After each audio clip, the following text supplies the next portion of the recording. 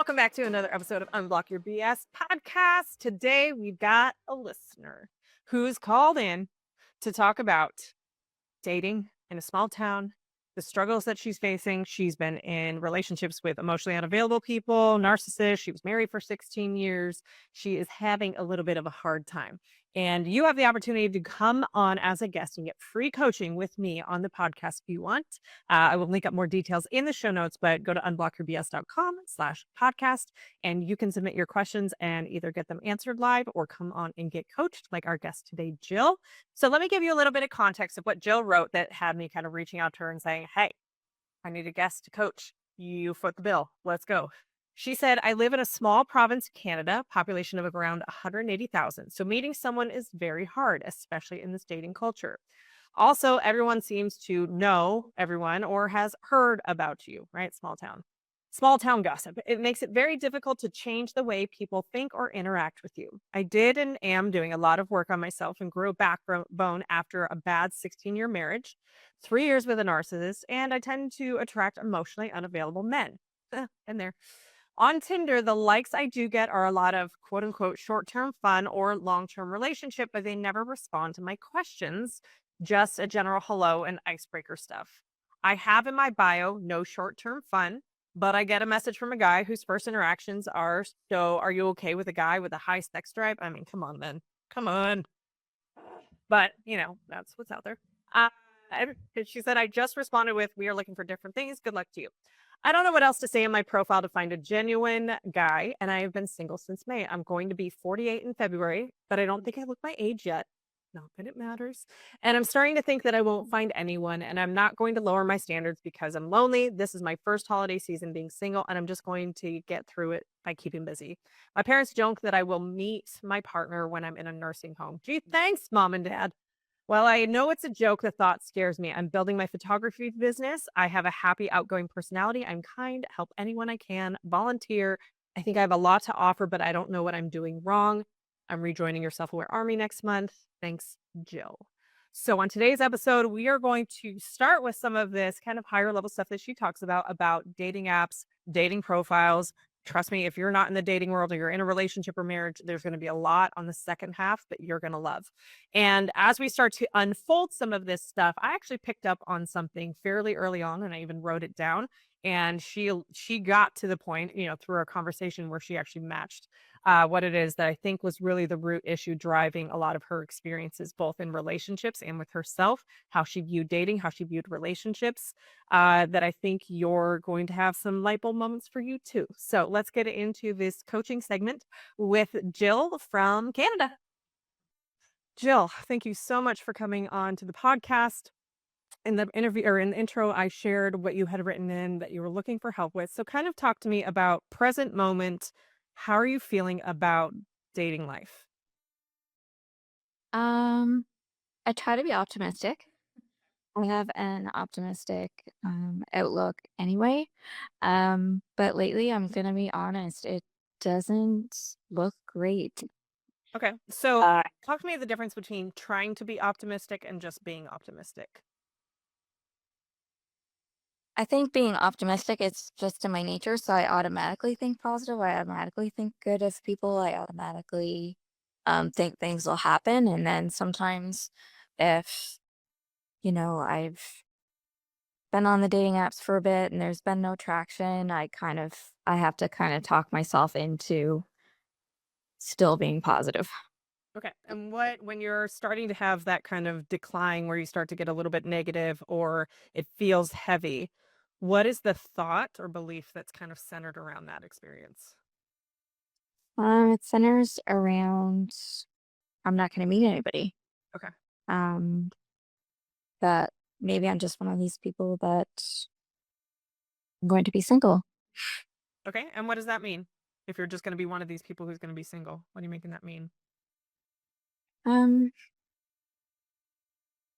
I think that just means I'm just going to go through life with no romantic partner.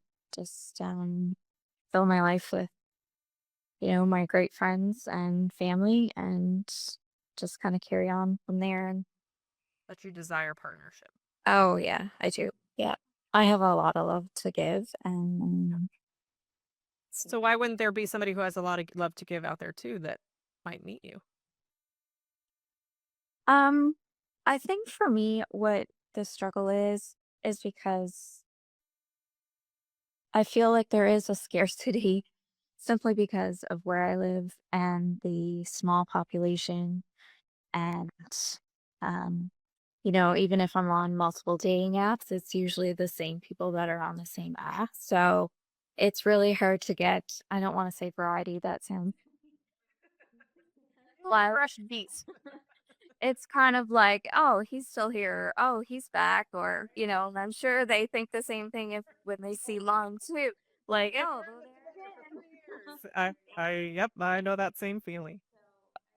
Think that's what it is. It's kind of like when you're swiping through and you're thinking, "Oh, man, like, I've seen that person for a while, that person for a while," or, their likes are short-term fun and I'm like, "No."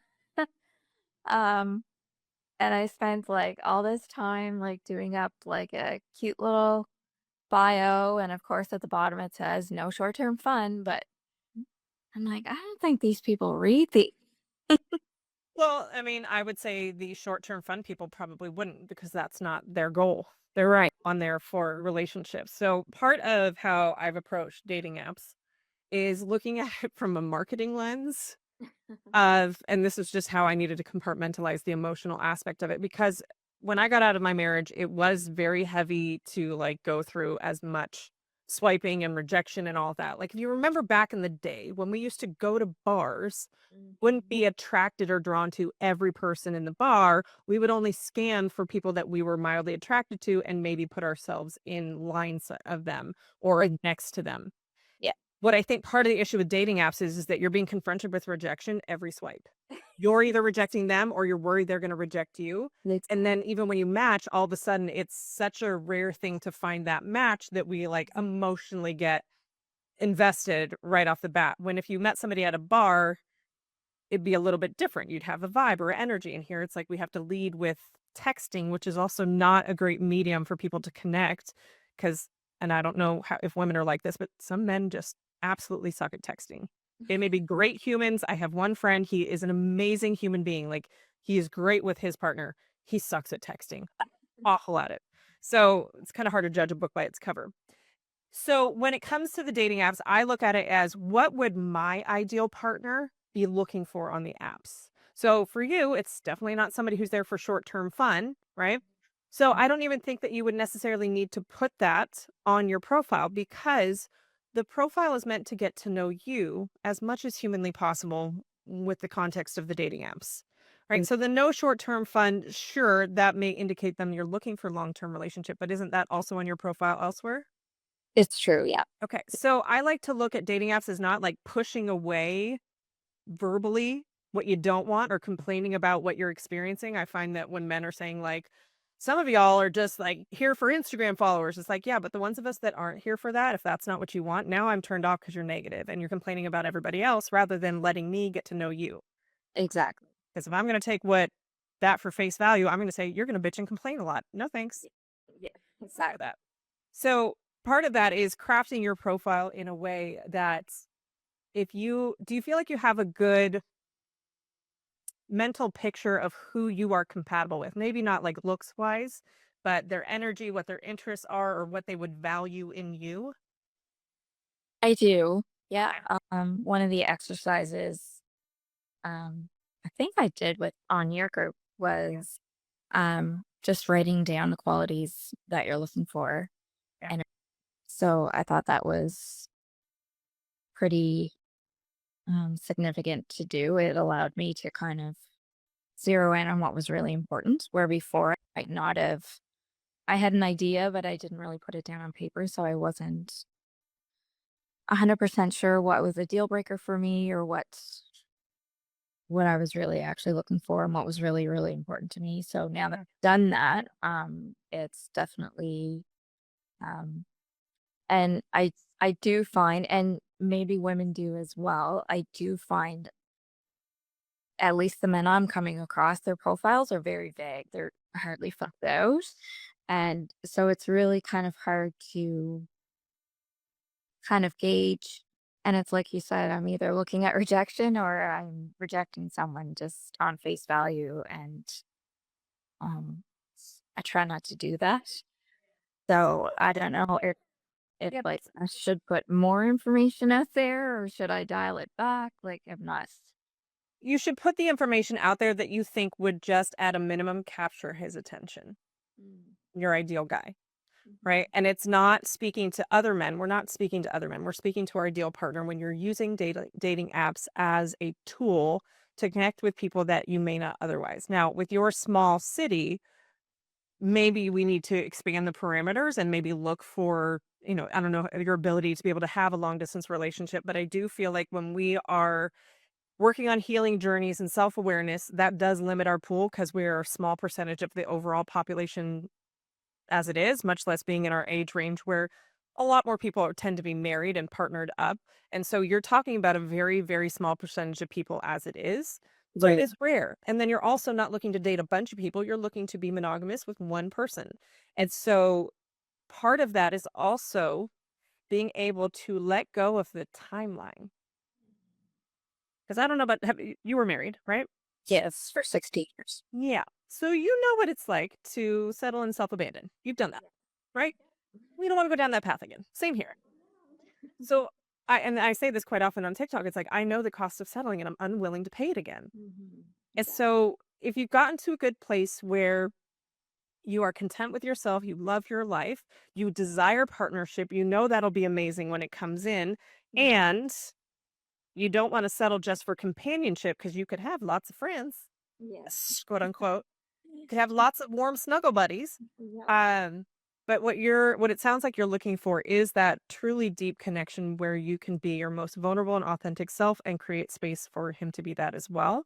So Exactly. that connection takes time. Mhm. So you get to decide and experiment with how you go about finding that. So part of that could be understanding how men use dating apps is different than how women do it. That they are very physically led, right? So we want to be putting out realistic pictures of us. I know a lot of women use filters and all sorts of crazy crap. They put out very sexual cleavagey kind of photos because they understand their target market. Right. But if we're trying to attract a man who wants us more than what we physically look like, we want to be able to put something out there that's a little more realistic. I think Exactly. I put my dating profile out there on TikTok to talk through my kind of strategy of it. And Mhm. even there's one video I put on there where I'm like, man, I had just gotten done with a hike. Like it was not me looking my best, but it was also like pretty reflective of how I look most days. And it's not all made up. It is like very natural me, which I judge and criticize myself for, but also I don't want a man to be surprised when he shows up. Right. So you can either go practice dating with men who aren't leading with sex first in the short term relationships and just see if there's maybe a stigma you're trying to get around with dating apps that you're kind of battling that the good men are just exhausted by it and they're barely on there and they're just like whatever, because they're dealing with the same stuff too. Mhm. Or you can be patient and only connect with people that actually resonate with you and there's a true potential with kind of right off the bat. Right. So what feels, I mean, we don't have to project this out a year or two from now, but like right now, what sounds more exciting to you? Um, it's the idea of meeting someone, I guess. Putting myself out there and I am my authentic self on the dating apps. Yeah, just wanting a genuine connection that lasts. Um, How many dates do you go on, say, in like a month? one, maybe. So part of this is Tara, that's a good month. right. It's a good month. Oh, we had some winners that one. I don't know. It is me too, like having higher standards and knowing, um, I don't know. It's You don't want to waste your time with well, yeah, and I them. kind of know right away if we match, and after 24 hours, if they don't message, I'll send like a small little icebreaker, and if it's like one or two answers, I'm like, hmm. And sometimes it's nothing at all. So I wonder, like, how much more do I have to do? I Um, think that's a great question to ask. And again, you're welcome to try this on for size. I take the approach of the less I do, the better for the type of partner that I'm looking for because I know how much I have to give and I know reciprocity is important to me.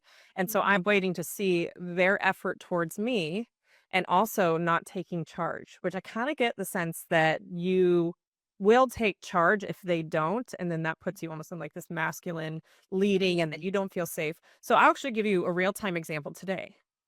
So today, and I have been on the dating apps. I got back on them in October. I took like a 3 or 4 month break and got back on them. And I went on a date in October, went on a second date, and then just kind of like petered out into nothing. And it's been quiet since then. It's not that I haven't gotten likes. I get tons of likes every day, but just not anybody that I'm like, yeah.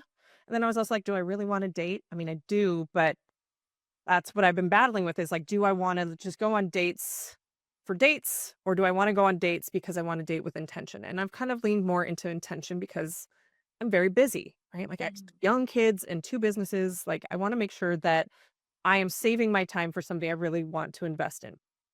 So yesterday, there was a gentleman who matched with me that I found attractive.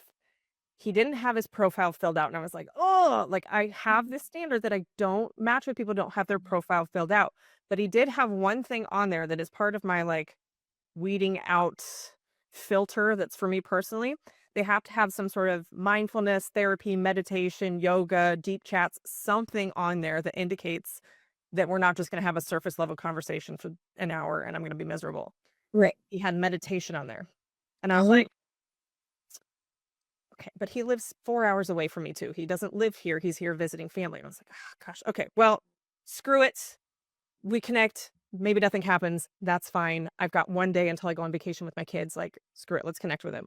And so today, I messaged him, and I was actually using ChatGPT to kind of, like, help me figure out what's a different way to have an opener because it was on Bumble, Mhm.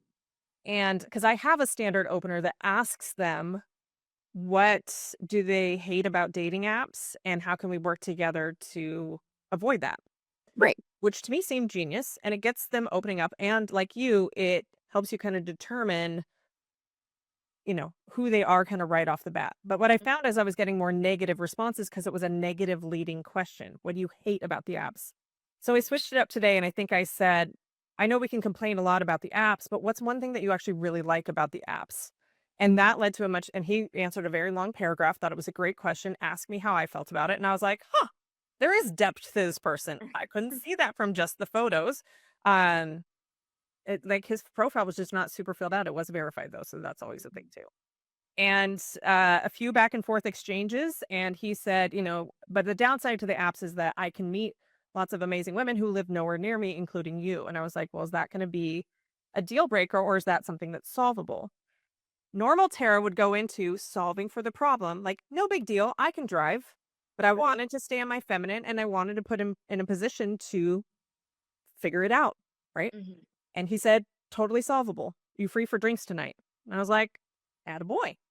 So Wow. we go get drinks here in about an hour and we'll see. But it was almost looking at how I've been using dating apps and just questioning, is there a way that I can show up even more in my feminine, even more in just a playful energy as opposed to, is this the one? Okay, I don't really like that. It's like almost, I think, and I don't know if you resonate with this, where the high standards and the checklist almost keeps us safe Exactly. and closed off. For sure. So tell me about that for you. Like if you looked at it as these are all protection mechanisms because you've had some rough experiences, Mhm. maybe there's a lack of trust in yourself that if I put up this wall by way of high standards, I'm not saying don't have them, you should definitely have them. But is that actually blocking you being open to somebody who maybe doesn't check 1 out of the 10 boxes? Absolutely. Okay, why do you think Um, that's I there? I think because I've been through so much and because I've been hurt so much that I just have this wall up and I just think, okay, I'm not going to lower my standards on any of this. There's no wiggle room. Um, And that definitely, even though my choices are already limited, that definitely narrows them down even further. And I subconsciously, I think that's just so I don't get hurt again. Yeah. And So that's fair. It's human. I I just don't want to open up again. I don't want to have the long conversations and the, talking about our lives and then, the next day they're gone. Yeah, it's a lot of emotional investment, and while I'm ready for that, I just don't want to do that with whoever. Are Uh, you ready for it though? Like if your ideal dream partner jumped right in front of you right now, would you be emotionally available to go on that journey? that's a good question. I like to think I am, Mhm. but perhaps there are still blocks up that I need to work on. Yeah. Because I know that one of the things you said is that you either tend to draw in or be attracted to emotionally unavailable men. Mhm. And I look especially at romantic partners that they're mirrors to us. Because I was in that same boat about 8 months ago. I was repeating patterns of basically the same guy in a different body, Yes. and they were not emotionally available to me. And I was like, well, how emotionally available am I? Really? I Mhm. like to think I am, but I had to Mhm. like step away from dating and like deal with my stuff. And even today, as I was talking with ChatGPT, which is like a therapist now, uh, I was questioning what fears do I still have from my divorce and the trauma that I experienced from that that are still wanting to be protected?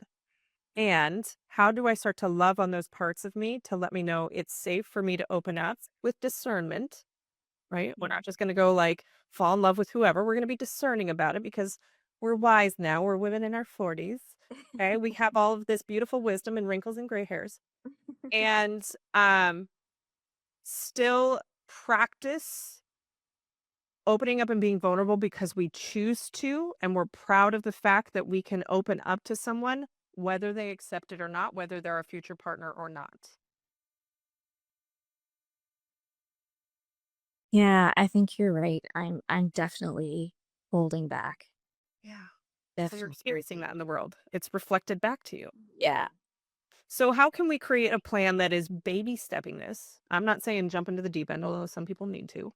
But how can we practice vulnerability and opening up in small ways, maybe with male friends first, or just going into dating as if they're friends and not doing the whole relationship thing and keeping that just light and fun? How can you start to take the seriousness out of dating so that you can actually, first of all, enjoy it, right? And Mhm. not dread it, and build some trust with yourself that you are getting smarter at what it is that you want by also learning what you don't want in these men that you're connecting with?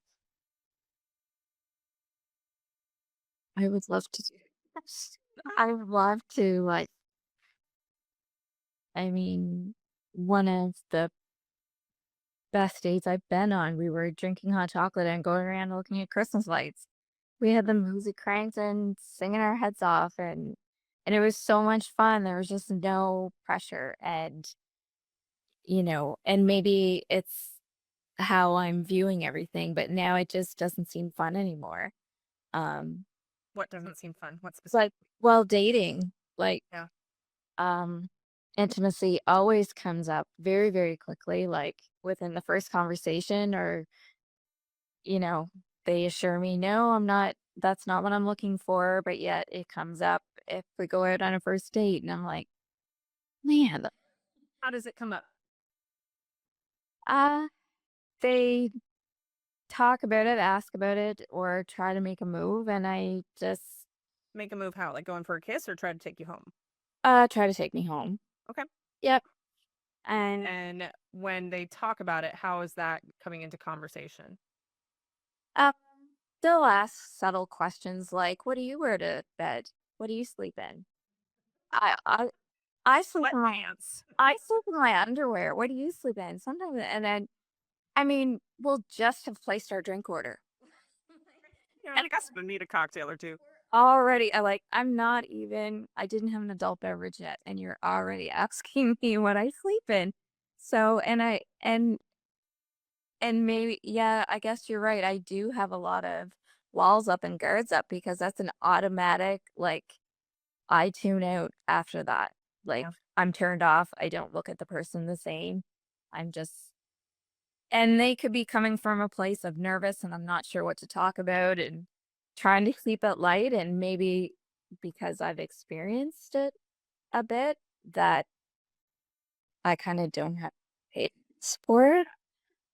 Well, Um, here's the thing, and I'm not saying that you ignore that pattern because I think it's fairly indicative and men. Um, I'm wondering if there's a way that you can be flirty and playful with a boundary. And see if they respect the boundary. It's one thing for them to test the limits, for you to put up a boundary and them to go, "Oh, she's not playing around. She's not like other women." And then Mhm, be actually turned on by that and like respectful of that. And now they have to work for it, as mhm. opposed to them being like, "Oh, she's a prude. She's never going to put out." Great. Let them fucking go. Yeah. You know?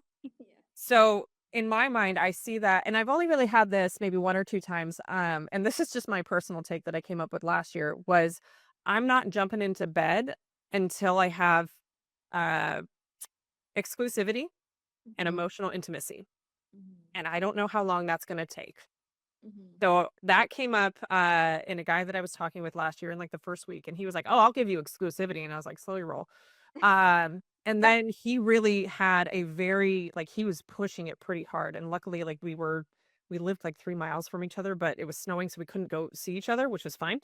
Um, but was like kind of teasing me about it. And I was like, "It's fine. You can tease me about it, but it's still not Mhm. happening."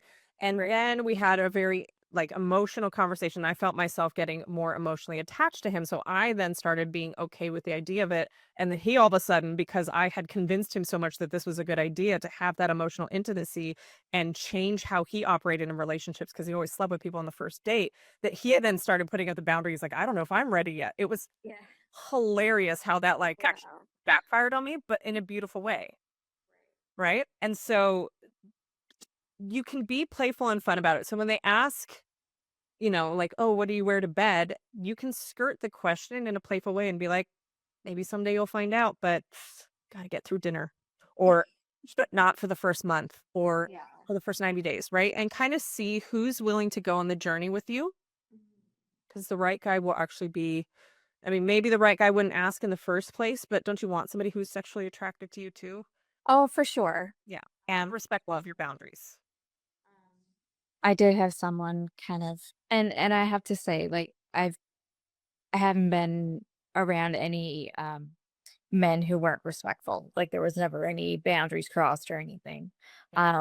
but he was, like, kissing on me and stuff, and I just thought, "Ugh," like, it just but I went with it, whatever, and then he dropped me off at home, and I kind of cut it off like, he was gonna walk me to my door, and I'm like, "No, I'm good," like, because I didn't want it to carry on, um, but then I he texted and then he started sexting like that same night and I thought, "Good grief." Well, Yeah. How do I say there's a pretty strong correlation between men who sexed early on, like before you Mhm. even had sex, with emotional unavailability. So I'm like, I'm not a prude. I enjoy sex. Think I'm a sexual person. Um, If but you that's like like, pasties, meat. well, yeah. And I don't and so afterwards when I wasn't sexting him, he said we were too different. And that's fine. Like it was Agreed. I did yes, we are 2 different. Um, but I do wanna be playful, but at the same time, you know, take the time to develop a connection, but also have fun with each other without it.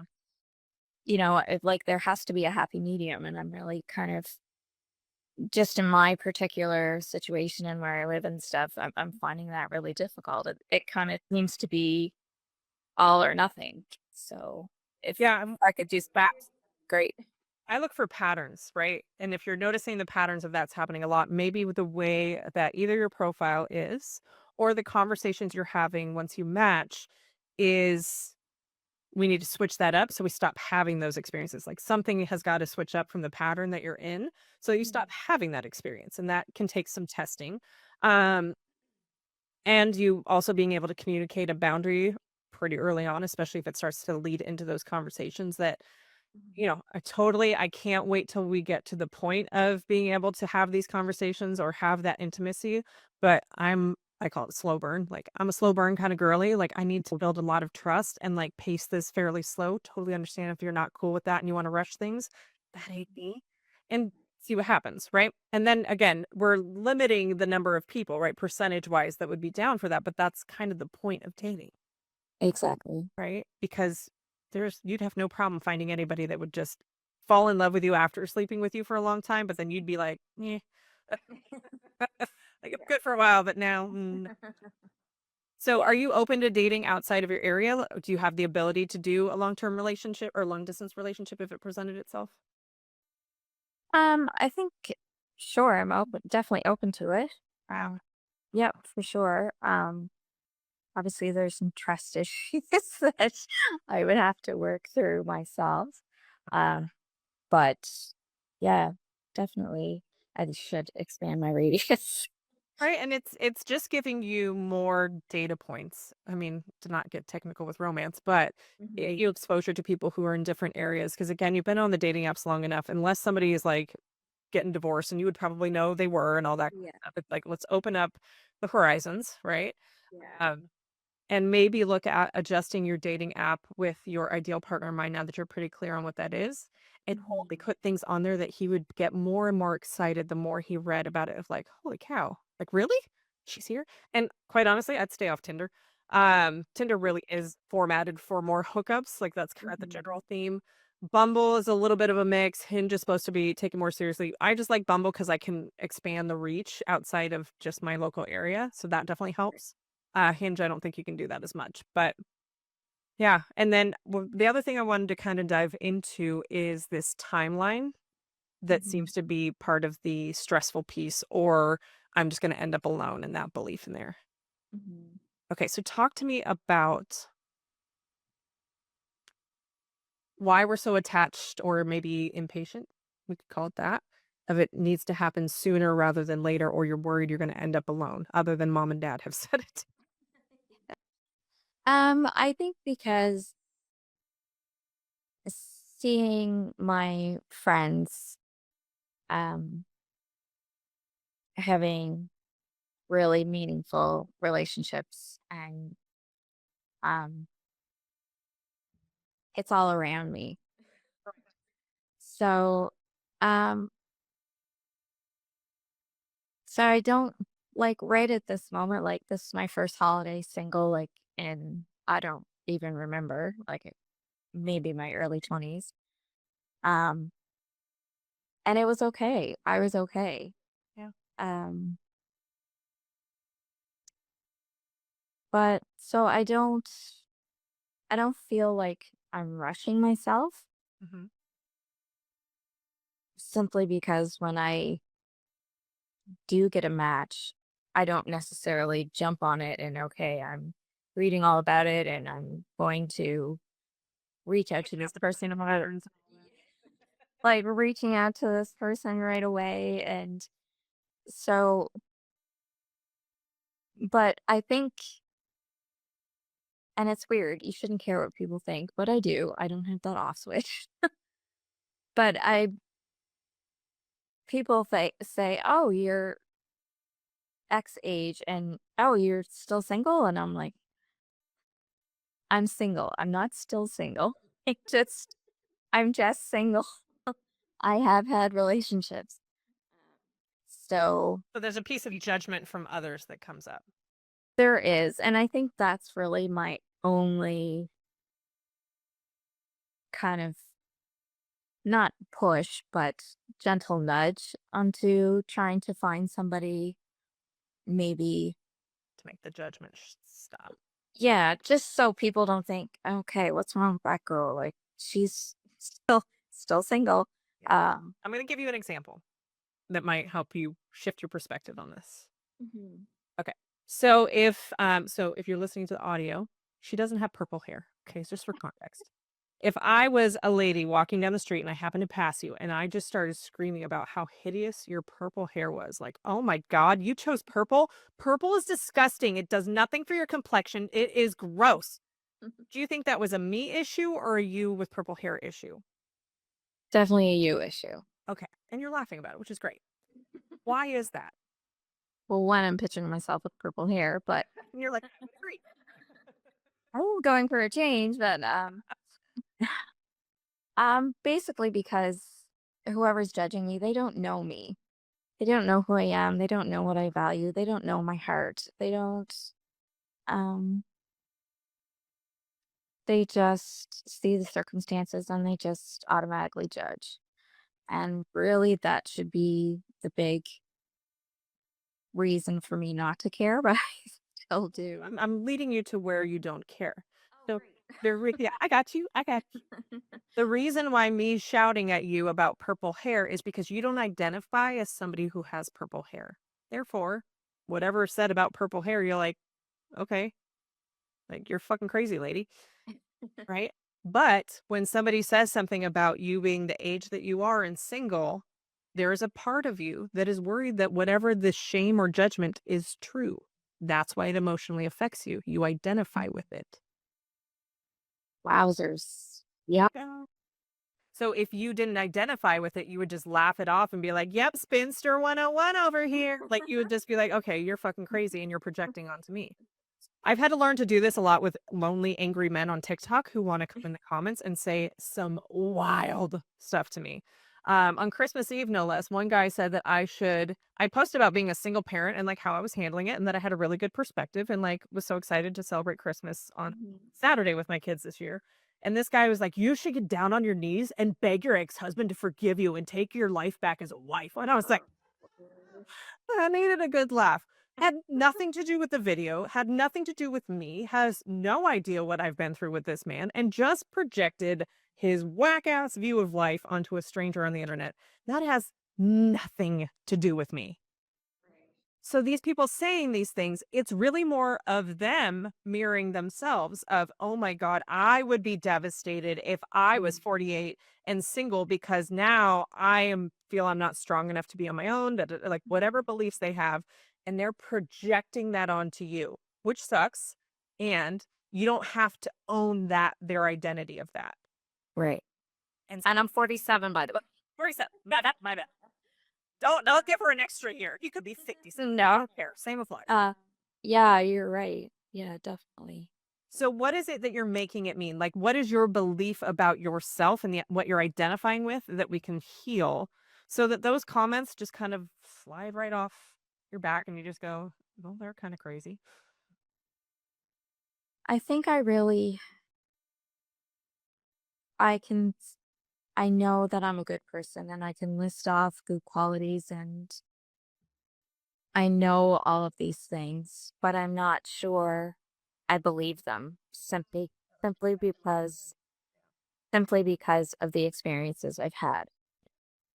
So, because I think, okay, if I'm such a good person, if I'm such this, if I'm such that, why haven't I met somebody that sees that, appreciates that, values that, Yeah. and will work through any bumps to stay together? Um, Do you do that for yourself? I d- The world is just mirroring back to you who you are. Mhm. You don't have a belief that you're lovable because you don't love yourself.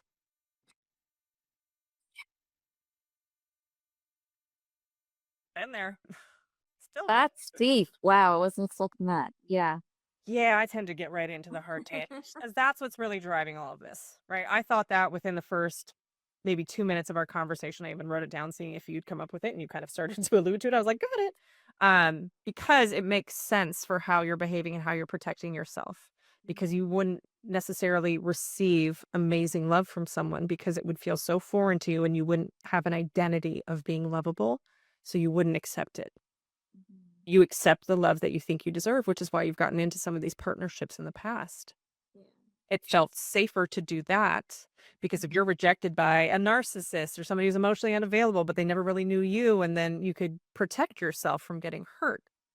And I don't know about you, but one of the biggest hurts for me in like processing through the divorce is I gave my life to someone. I chose someone, right? And I mean, I self-sabotaged or self-abandoned over time, but he knew everything about me and had access to me completely and still couldn't see me and value me for the way that I valued myself. And that hurts. And in some cases, it was weaponized against me, and that hurts. Right. And so I can understand that it's totally normal to put the walls up and not want to go through that again. And there's still a healthy part of us that does desire partnership because we do want to be known and we do want to experience life with someone else and provide that support for someone else too. It's not just take, take, take, take, take. So, my question for you is in what ways would you need to start learning to love yourself and accept yourself? Loving yourself doesn't mean that you're perfect. It means it loves you who you are, mess and all, so that somebody else can come in and mirror that back to you.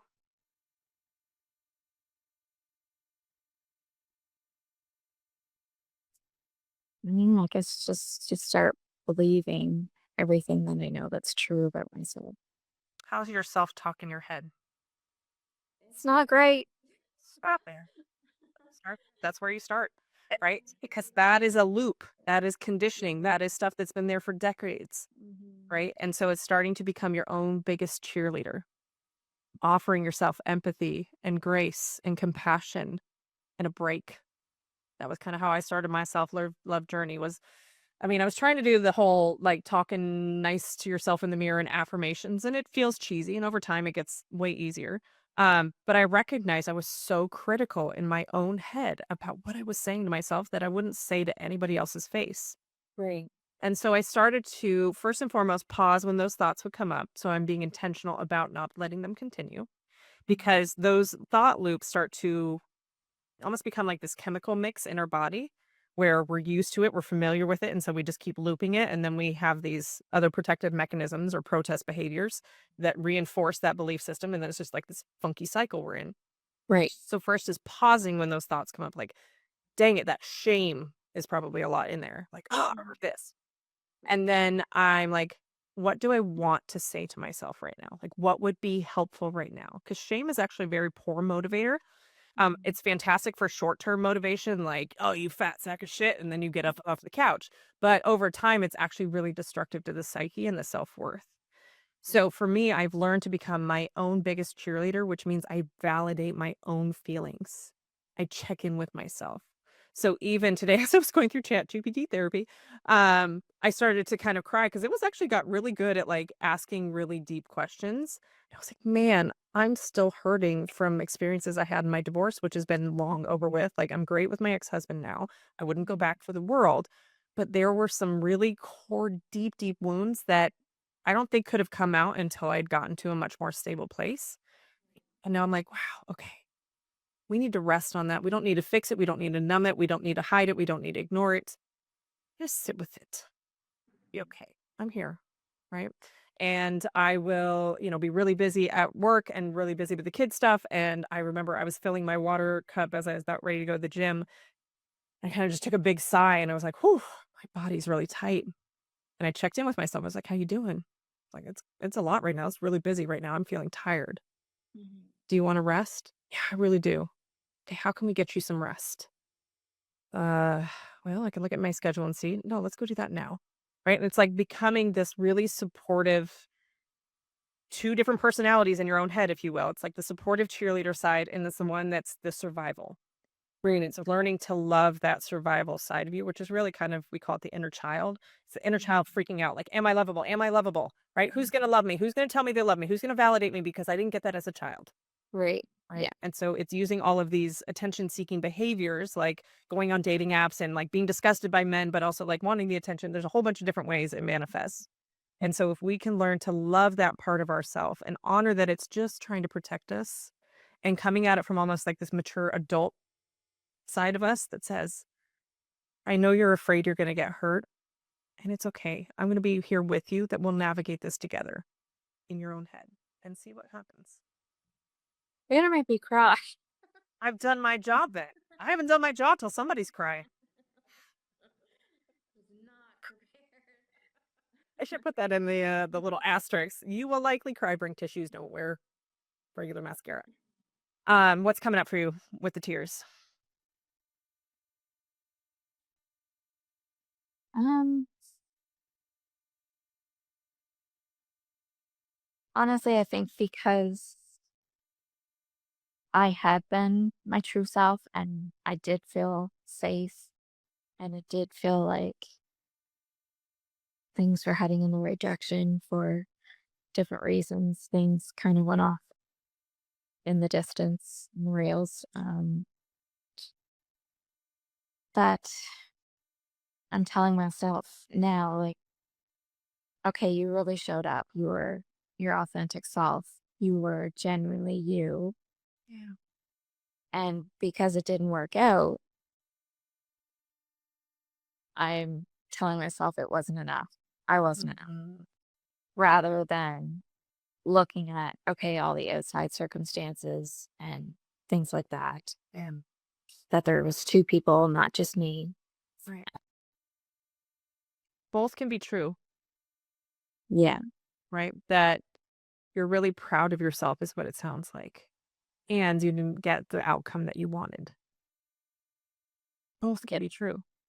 It's the law of duality, right? It's a Mm. and, not a but. Yeah.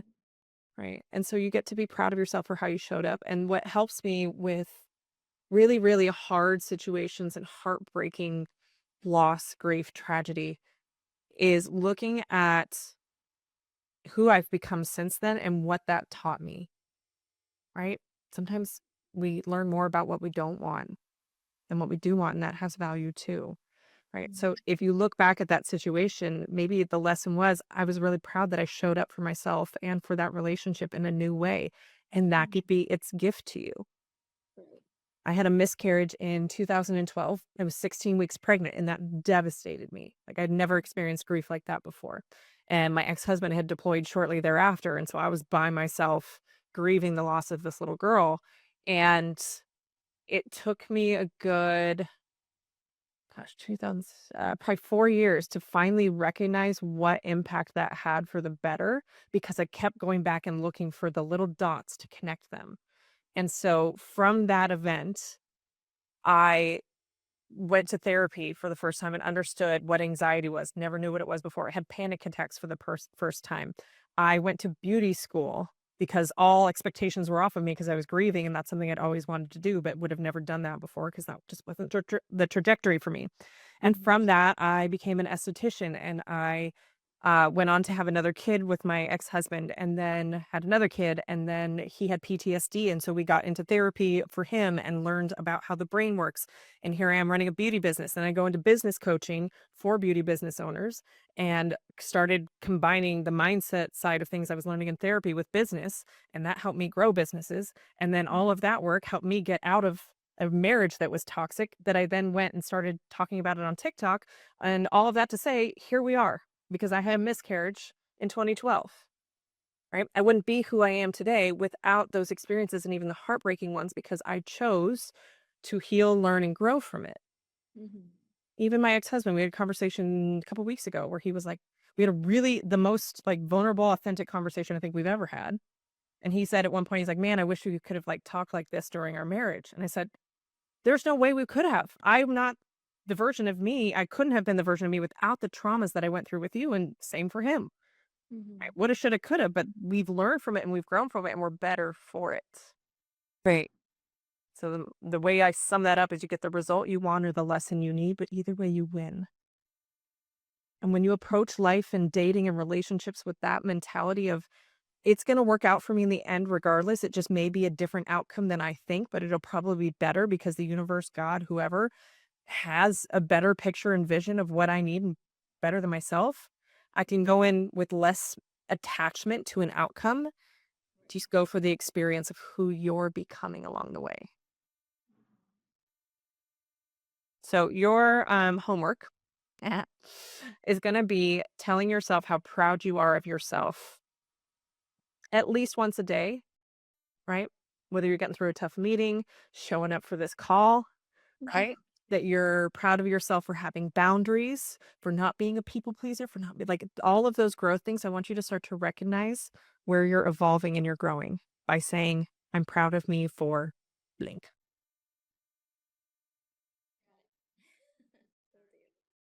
You're doing a good job of holding back the tears. I appreciate it. You will start to see as I do more of these episodes, tears are my indicator that we've hit on actually the root of what is really driving the behavior. So it's a good sign for me when we hit the emotion of it, because that's really all we're trying to do is feel better with the emotions. Yeah. All right. Any last questions you wanted to cover before we wrap up? I think so. You've given me a lot to think about. Thank Beautiful. Will you. you message me and let me know kind of how you process it over the next couple days and anything else that comes up for you? Absolutely. For sure. Beautiful. Well, thank you, Jill, for being the first one to be coached on the podcast. There'll be many more to come, and I appreciate you. Looking forward to seeing you back in the Self-Aware Army. Great. Thank you. Talk to you soon. Have a good one. Thank you so much for tuning in to today's episode of Unblock Your BS podcast. I hope you found this conversation as powerful and inspiring as I did. Before we wrap up, I want to extend an invitation to you. Yes, you. If you have a story to share about your own healing journey, insights on self-awareness or healing, or if you're navigating the path of personal growth and would love to explore it further, I'd love to have you as a guest on one of the future episodes. This space is all about having real, meaningful, and honest conversations, whether it's diving into a breakthrough you've had, exploring a topic that's close to your heart, or even joining me for live coaching. It's all about unblocking the belief systems and stories that might be holding you back and finding ways to fully step into your most authentic self. If that sounds like something you'd be interested in, reach out to me. You can head on over to unblockyourbs.com/podcast. I'll link that up in the show notes if you want to apply to be on the show, if you want to join me for some live coaching because you really need the support and the insight. And then, hey, don't forget to share this episode with someone who might need it. Leave a review if you're loving the podcast. Tell me your favorite parts. Tell me what you want to hear. And until next time, keep unblocking your BS and creating the life you deserve. Have a good one.